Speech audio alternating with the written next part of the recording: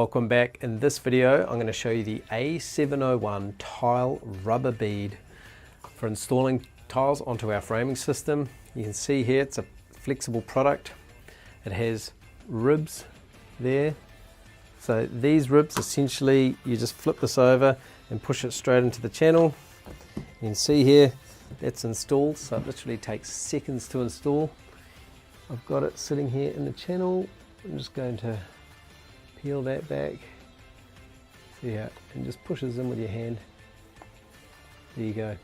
So what this does is that you've got the tile sitting on top of this rubber, and so the reason why it's called a tile rubber isolating bead is it isolates the tile from the joist profile, so you don't get noise transfer, you don't get any grinding from the structural tile and the profile.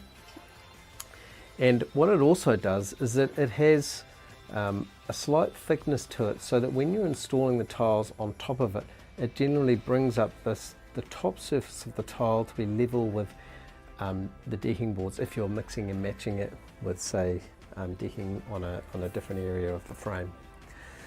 So when you're walking in bare feet, you don't feel any height difference between a decking board and a tile. So in summary, you don't need to worry about how to calculate how many screws or brackets or components you need. The deck planner will calculate it for you.